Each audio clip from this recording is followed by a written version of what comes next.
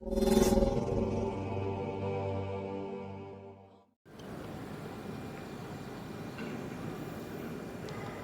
hamdalillah nahmaduhu wa nasta'inuhu wa nastaghfiruh wa na'udzu billahi min syururi anfusina wa min sayyiati a'malina may yahdihillahu fala mudhillalah wa may yudlilhu fala hadiyalah.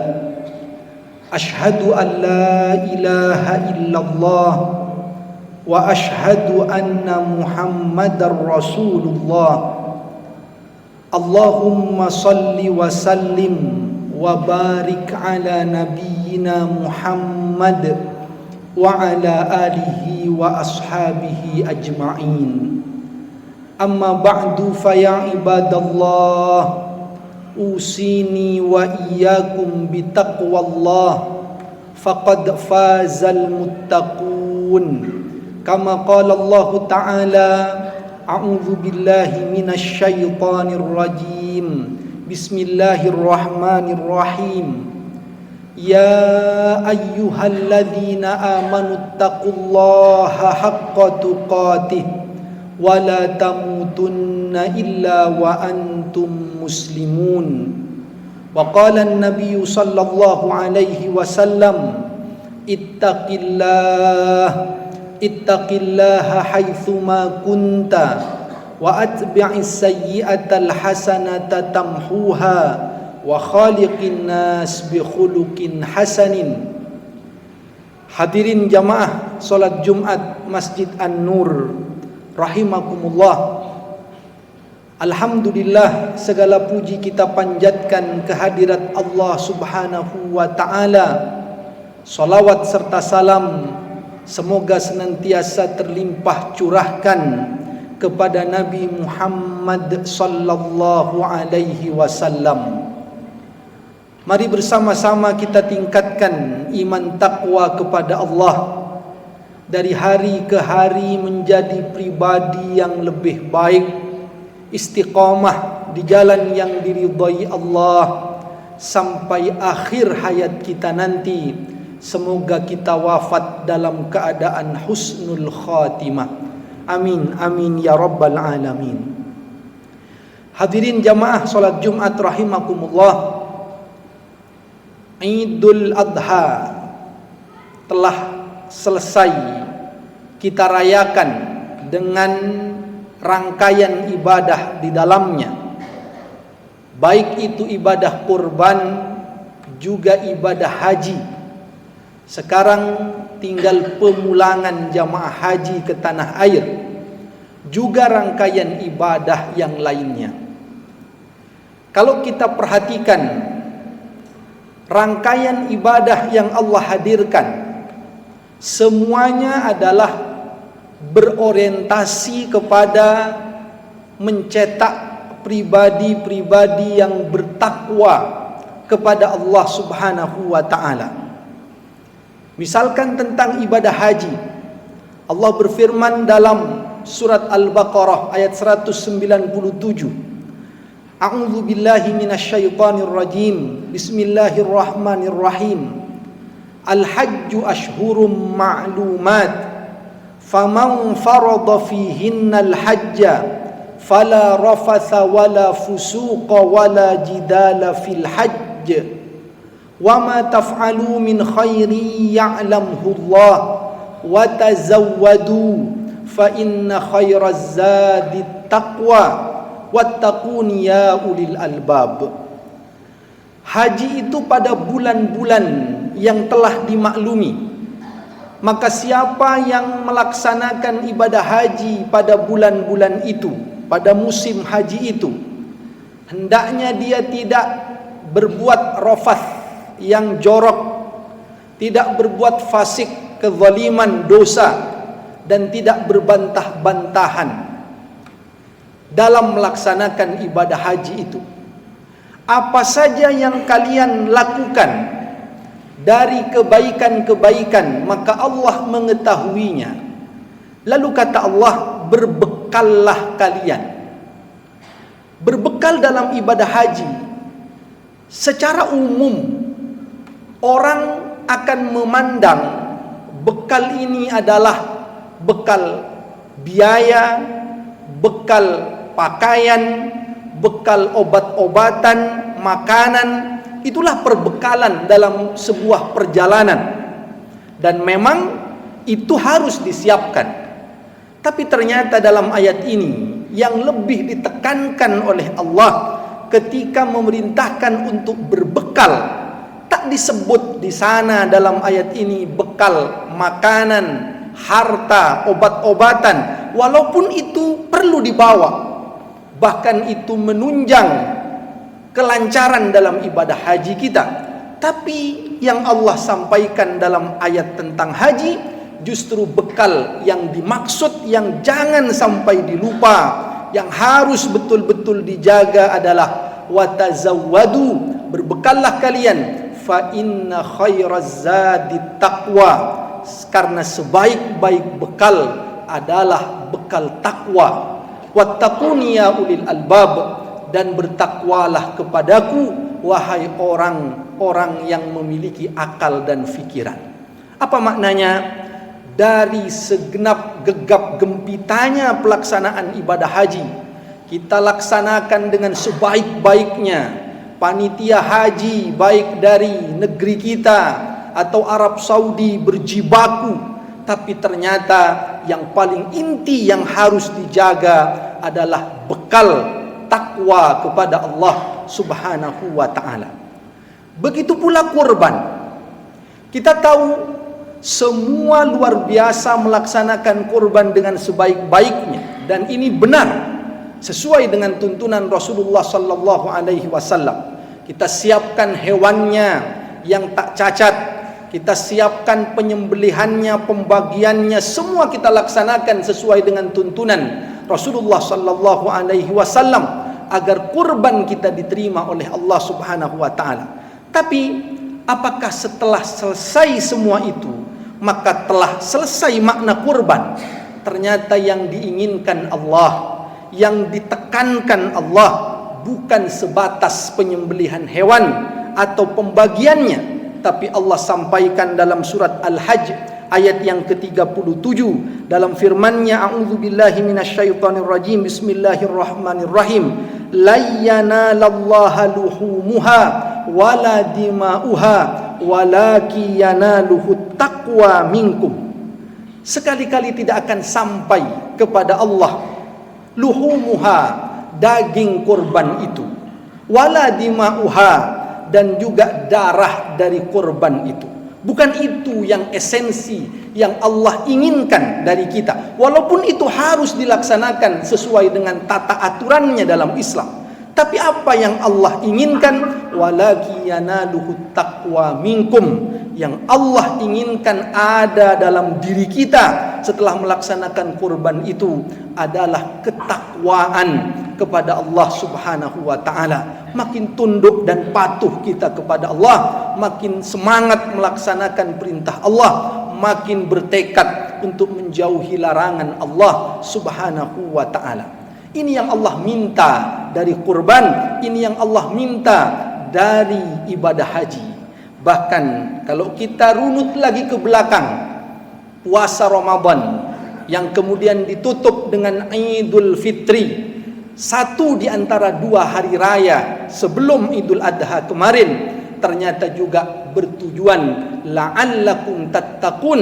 Puasa itu ditetapkan, diwajibkan oleh Allah agar kalian bertakwa. Takwa itu yang diinginkan oleh Allah, bukan sekedar gegap gempitanya pelaksanaan kurban, gegap gempitanya Ramadan dan Idul Fitri, gegap gempitanya ibadah haji. Semua harus dilaksanakan dengan sebaik-baiknya, tapi nilai takwa inilah yang harus dijaga, yang harus ada pada diri kita. Dan inilah sebaik-baik bekal saat kita nanti kembali pulang menghadap Allah Subhanahu wa ta'ala. Maka seseorang hendaknya istiqomah dalam ketakwaan. Bukan setelah kurban selesai begitu saja, setelah haji selesai begitu saja, setelah Ramadan selesai begitu saja. Tidak. tapi yang harus terus dijaga sampai mati adalah ketakwaan kepada Allah Subhanahu wa taala. Sebagaimana firman Allah, a'udzubillahi minasyaitonirrajim, bismillahirrahmanirrahim. Ya ayyuhalladzina amanu taqullaha haqqa tuqatih wa la tamutunna illa wa antum muslimun. Wahai orang-orang beriman, bertakwalah kepada Allah dengan sebenar-benarnya takwa dan jangan mati kecuali dalam keadaan muslim, berserah diri kepada Allah Subhanahu wa taala. Begitu pula yang disampaikan Nabi, setelah kita dapat ketakwaan dari pelajaran ibadah-ibadah tadi, maka kata Nabi, bawa ketakwaan itu setiap saat, setiap hari, dimanapun dan kapanpun. Ittaqillaha haitsuma kunta, bertakwalah kepada Allah di mana saja kamu berada. Itu yang Allah inginkan. Maka hendaknya kita istiqamah dalam ketakwaan ini dalam kehidupan kita, kapanpun dimanapun, sampai ajal menjemput kita. Tetapi terkadang seseorang dalam ketakwaannya naik dan turun semangatnya. Kadang dia luar biasa dalam ketaatan kepada Allah, tapi kadang dia lalai, menyimpang dari jalan Allah Subhanahu wa taala. Sebenarnya ketika Allah memerintahkan agar kita menjadi pribadi yang bertakwa, Allah telah menyiapkan kurikulumnya untuk kita bisa terus dalam ketakwaan itu. Allah tak biarkan kita sendirian begitu saja, tapi Allah kawal, Allah jaga dengan menyiapkan kurikulumnya. Mari kita lihat dalam setahun perjalanan kita, estafet kebaikan demi kebaikan itu Allah sediakan untuk menyemangati kita dalam ketakwaan. Yang lalu kita baru dididik di bulan Ramadan sebulan penuh. Setelah itu selesai, masuk Syawal, Idul Fitri di sana, puasa Syawal 6 hari di sana. Lepas Syawal ada Dzulqa'dah. Dzulqa'dah termasuk bulan-bulan haram, bulan-bulan mulia yang diperintah memperbanyak ibadah, dilarang, ditekankan meninggalkan kemaksiatan. Setelah Dzulqa'dah masuk bulan Dzulhijjah, ibadah haji, ibadah kurban, Idul Adha. Allah berikan lagi di situ fasilitas, kurikulum untuk kita terus ada dalam ketakwaan. Lepas nanti Dzulhijjah, Allah berikan Muharram. Di sana ada puasa Asyura, di sana ada puasa Tasu'a. Muharram disebut dengan Syahrullah, bulannya Allah Subhanahu wa taala, diperintah untuk memperbanyak amal ibadah, menjauhi dosa. Lepas Muharram ada Safar, ada Rabiul Awal, ada Rabiul Akhir, Jumadil Awal, Jumadil Akhir. Mungkin terkadang di bulan-bulan tertentu tak ada keistimewaan khusus pada bulan itu, tapi tetap di dalam bulan itu Allah sediakan kurikulum ketaatan. Apa itu? Dalam sepekan ada hari Jumat, ada hari Senin dan Kamis.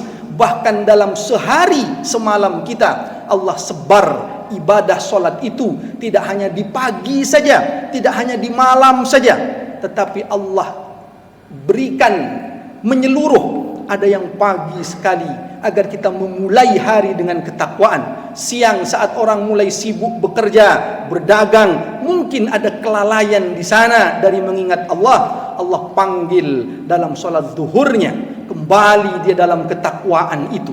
Lalu kemudian solat itu mencegah dari perbuatan keji dan mungkar. Setelah itu asar datang, saat dia mulai lelah, Allah ingatkan lagi untuk tetap bertakwa kepada Allah melalui solat asar yang dia lakukan. Maghrib isya sebelum dia istirahat, maka Allah berikan solat lagi maghrib dan isya, agar terus dia dalam kurikulum ketakwaan itu yang Allah sediakan bagi kita semua. Allah sudah menyiapkan dengan sebaik-baiknya. Dan menurut penelitian, kalau kita lihat, sebenarnya butuh berapa lama seseorang itu bisa melaksanakan kebiasaan baik dalam hidupnya, butuh berapa hari pembiasaannya. Penelitian menyebutkan, para ahli psikologi pada tahun 1960 bahkan telah ditulis dalam satu buku psikosibernetik, disebutkan bahwa manusia butuh 18 hari membangun kebiasaan baru. Setelah itu, setelah dia latih 18 hari, akan menjadi kebiasaan baru yang nyaman dia lakukan tanpa paksaan. Penelitian yang dilanjutkan pada tahun 2008 oleh Universitas di Inggris yang menyebut macam-macam manusia itu kebutuhannya untuk membentuk kebiasaan baru. Minimal antara 21 hari sampai dengan 254 hari. Dan kalau orang sudah melalui masa itu, maka akan terbentuk kebiasaan baru. Dia latih terus menerus. Misalkan dia tak terbiasa jalan pagi, dia latih selama 18 hari, dia paksakan dulu selama 21 hari minimal. Maka setelah itu akan jadi kebiasaan baru yang tak nyaman kalau dia tak melaksanakannya, karena sudah menjadi kebiasaan baru yang membentuk pada pribadinya. Manusia butuh minimal 18 atau 21 hari sampai dengan 254 hari. Mari kita lihat Ramadan yang lalu. Ramadan 1 bulan penuh. Apa maknanya? Allah telah melatih kita lebih dari batas minimal pembentukan kebiasaan baru menurut para ahli. Dia tidak 18 hari, dia tidak 21 hari, sebulan penuh kita digembleng di Ramadan lalu. Setelah tak dibiarkan, dilanjutkan dengan Syawal, Dzulqa'dah, Dzulhijjah, Muharram dan seterusnya. Apa maknanya? Seharusnya telah membentuk kebiasaan baru pada diri kita, kebaikan-kebaikan ketaatan kepada Allah Subhanahu wa taala. Selama kita mengikuti jalur kurikulum, taat saja, laksanakan kewajiban salat kita, laksanakan baca Quran kita, Allah sudah membangun kebiasaan baru pada diri kita untuk nyaman dalam kebaikan-kebaikan. Terakhir, tapi kenapa kemudian orang setelah sekian hari dilatih ternyata kembali kepada perbuatan yang tak baik? Maka kata para ahli, sebenarnya setelah melalui 18 atau 21 hari, orang itu sudah bisa membentuk kebiasaan baru. Sudah nyaman fisiknya, otaknya sudah mengomando pada dirinya untuk berbuat yang baik, karena dia sudah terlatih dengan kebiasaan baru. Tapi kenapa dia kembali lagi? Jawabnya ada dua persoalan. Satu adalah tekadnya yang melemah.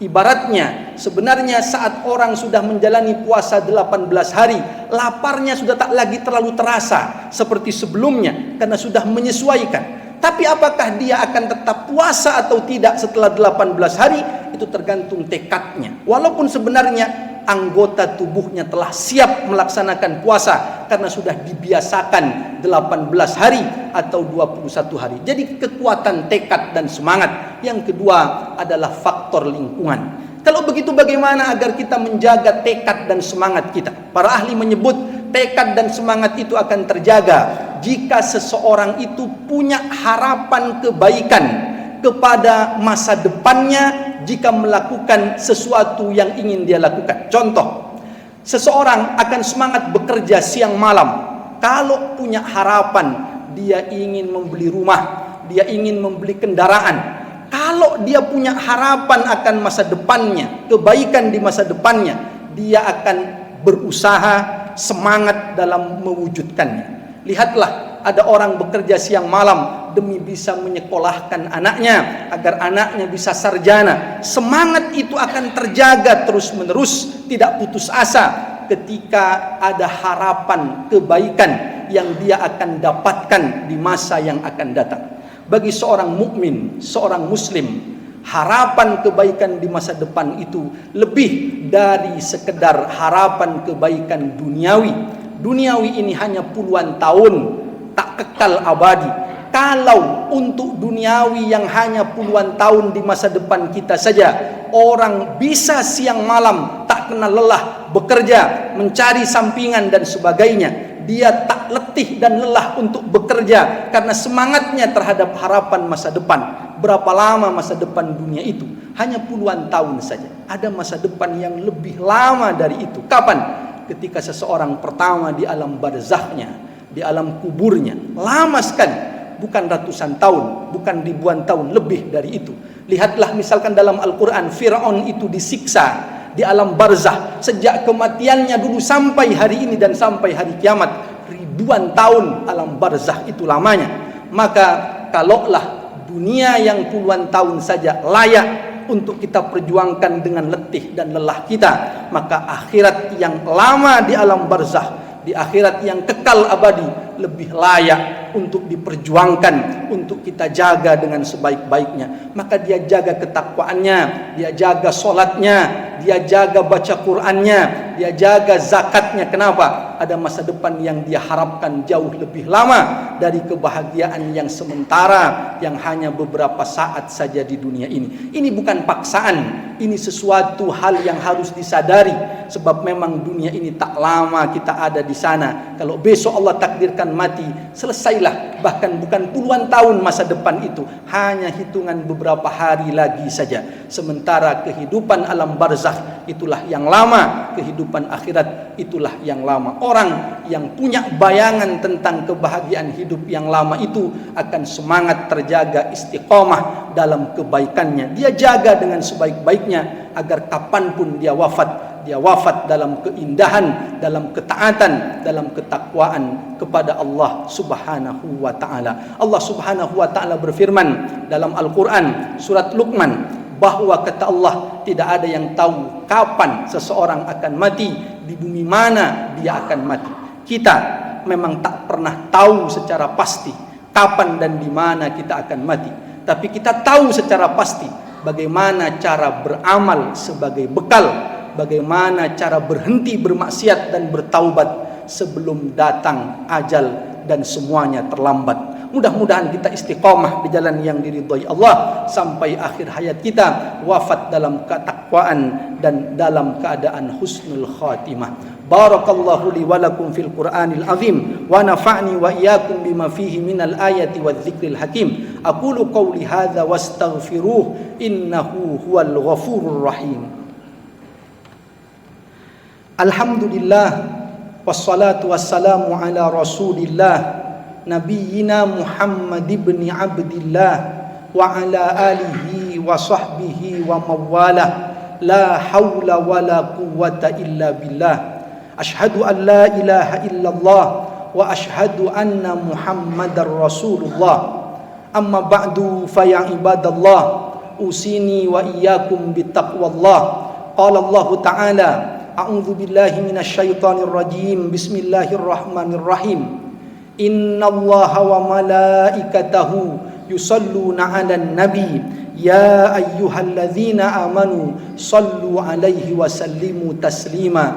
Allahumma salli wa sallim wa barik 'ala nabiyyina Muhammadin wa 'ala alihi wa ashabihi ajmain walhamdulillahi rabbil alamin. Allahumma ighfir lil muslimina wal muslimat wal mu'minina wal mu'minat al ahya'i minhum wal amwat innaka sami'un qaribun mujibu da'wat wa ya qadiyal hajat. Rabbana ighfir lana dhunubana wa li ikhwanina alladhina sabaquna bil iman wa la taj'al fi qulubina ghillan lil ladzina amanu rabbana innaka raufur rahim. Rabbana la tuzigh qulubana ba'da idh hadaitana wa hab lana min ladunka rahmah innaka antal wahhab. Rabbana hab lana min azwajina wa dhurriyyatina qurrata a'yun waj'alna lil muttaqina imama. Rabbana atina fid dunya hasanah wa fil akhirati hasanah wa qina adzaban nar. Subhana rabbika rabbil izzati amma yasifun wa salamun alal mursalin walhamdulillahi rabbil alamin. Ibadallah, innallaha ya'muru bil adli wal ihsan wa ita'i dzil qurba wa yanha 'anil fahsya'i wal munkari wal baghi ya'idzukum la'allakum tadhakkarun wa la dzikrullahi akbar. Aqimis shalah.